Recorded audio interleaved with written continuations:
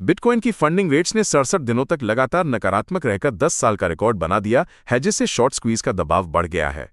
अमेरिकी ईरान तनाव के बीच बिटकॉइन $81,500 की ऊंचाई से गिरकर $79,000 के करीब आ गया, जबकि दोगे सहित कई प्रमुख कॉइन्स में गिरावट देखी गई।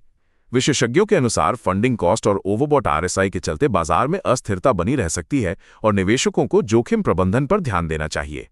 ट्रूथ सोशल ने SEC में 2 नए क्रिप्टो ETF के लिए आवेदन किया है, जिनमें से एक Crypto.com के CRO टोकन को ट्रैक करेगा। दोनों फंड्स को Crypto.com मैनेज करेगा और स्टेकिंग रिवॉर्ड्स भी ऑफर करेगा। अगर मंजूरी मिली तो ये क्रिप्टो एसेट्स के लिए एक नई लिस्टिंग चैनल बन सकता है। $2.95 अरब की चोरी के बाद ड्रिफ्ट प्रोटोकॉल ने एक खास रिकवरी योजना पेश की है। इस योजना में नुकसान झेलने वाले यूजर्स के लिए टोकन जारी किए जाएंगे, जिन्हें भविष्य में फंड से पूरा रिडीम किया जा सकेगा।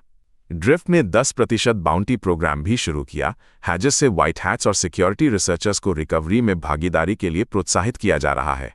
क्रोम चुपचाप लगभग 4 गीगाबाइट का जेमिनी नैनो AI मॉडल आपके डिवाइस पर डाउनलोड करता है, और अगर आप इसे हटाते हैं तो फिर से डाउनलोड हो जाता है। यह मॉडल स्थानीय AI फीचर्स जैसे ईमेल लेखन और स्कैम डिटेक्शन के लिए है, लेकिन क्रोम का AI mode button cloud server से जुड़ा है। गोपनीयता शोधकर्ताओं का कहना है कि ये EU प्राइवेसी डायरेक्टिव का उल्लंघन है, क्योंकि उपयोगकर्ता की स्पष्ट सहमति के बिना डेटा स्टोर किया गया। स्ट्रैटेजी इंक ने अपनी कभी न बेचने की नीति में बदलाव का संकेत दिया है। अब कंपनी बिटकॉइन बेचने पर विचार कर सकती है अगर इससे प्रति शेयर लाभ बढ़े। Q1 2026 की कमाई कॉल में CEO फोंग ले ने स्पष्ट किया कि कंपनी कर्ज चुकाने या शेयर बायबैक के लिए बिटकॉइन बेच सकती है। ये बदलाव न सिर्फ कंपनी की पूंजी रणनीति को प्रभावित करेगा, बल्कि उन निवेशकों की उम्मीदों को भी बदल सकता है जो अब तक होल्ड रणनीति पर भरोसा करते थे। जब एंथ्रोपिक ने अपने सबसे शक्तिशाली AI क्लॉड मिथॉस को सार्वजनिक नहीं किया, तब एक डेवलपर ने गिटहब पर ओपन मिथॉस नामक प्रोजेक्ट से उसकी संरचना को फिर से बनाने की कोशिश की। ये ओपन सोर्स कोड केवल अनुमान और सार्वजनिक शोध पर आधारित है, जिसमें कोई ट्रेंड वेट्स नहीं है, लेकिन ये दिखाता है कि समुदाय AI की पारदर्शिता और समझ के लिए कितना उत्सुक है। मिथोस ने परीक्षण में 271 फायरफॉक्स कमजोरियों की पहचान की थी और 32 चरणीय नेटवर्क अटैक पूरा किया था, जिससे यह मॉडल सुरक्षा शोध में चर्चा का विषय बन गया है।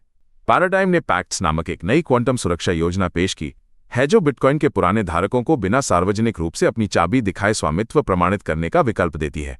इस सिस्टम में सीक्रेट सॉल्ट BIP 322 प्रूफ और ऑन चेन टाइमस्टैम्प शामिल हैं, जिससे सतोशी जैसे डोमेंट वॉलेट्स भविष्य में क्वांटम कंप्यूटर के खतरे से सुरक्षित रह सकते हैं।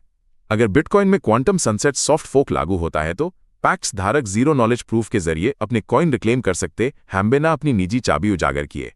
अगर सतोशी के बिटकॉइन को जबरन जब्त किया गया तो क्रिप्टो बाजार में बड़ा झटका लग सकता है। चार्ल्स हॉस्किंसन ने चेतावनी दी कि ऐसी कार्रवाई डिजिटल संपत्ति पर भरोसे को कमजोर कर सकती है। कार्डानो का ऑन चेन गवर्नेंस मॉडल समुदाय की भागीदारी से स्थिर विकल्प के रूप में सामने आ रहा है। सोलाना के को-फाउंडर एनाटोली याकोवेंको ने इथेरियम लेयर 2 नेटवर्क्स की सुरक्षा पर बड़ा सवाल उठाया। उनका कहना है कि ये क्वांटम कंप्यूटिंग के सामने सुरक्षित नहीं है। इस चेतावनी के बाद क्रिप्टो इंडस्ट्री में क्वांटम रेडी क्रिप्टोग्राफी की जरूरत पर बहस तेज हो गई है।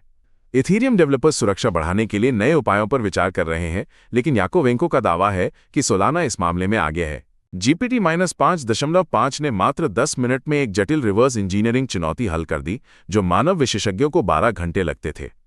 AI सिक्योरिटी इंस्टीट्यूट की रिपोर्ट के अनुसार GPT-5.5 की साइबर हमले की क्षमता अब एंथ्रोपिक के क्लॉड मिथॉस के बराबर है। ये खोज दिखाती है कि AI आधारित साइबर हमलों की गति और जटिलता तेजी से बढ़ रही है, जिससे सुरक्षा उपायों में भी त्वरित बदलाव की आवश्यकता है। इलॉन मस्क ने अदालत में कहा कि ज्यादातर क्रिप्टोकरेंसी स्कैम हैं, कुछ ही वैध हैं। इसी दौरान X ने कैशटैक्स फीचर लॉन्च किया, जिससे BTC, ETH, दोगे, XRP जैसी संपत्तियों के लिए रियल टाइम मार्केट डेटा और न्यूज़ फीड मिलती है। ये कदम X को रेगुलेटेड फाइनेंशियल इकोसिस्टम की ओर ले जाता है, जहां केवल चुनी गई संपत्तियां ही प्लेटफॉर्म पर शामिल होंगी। अंतर्राष्ट्रीय एजेंसियों के संयुक्त ऑपरेशन में 9 क्रिप्टो घोटाला केंद्रों को ध्वस्त किया गया, जिससे 276 लोगों की गिरफ्तारी हुई। अमेरिकी न्याय विभाग UAE और चीन की इस कार्रवाई से $11 अरब से अधिक की धोखाधड़ी का पर्दाफाश हुआ है, जिसमें मुख्य रूप से अमेरिकी नागरिक प्रभावित हुए हैं। ये कदम दर्शाता है कि अब क्रिप्टो घोटालों पर वैश्विक स्तर पर सख्त कार्रवाई हो रही है और ऐसे अपराधियों को दुनिया भर में न्याय का सामना करना पड़ेगा।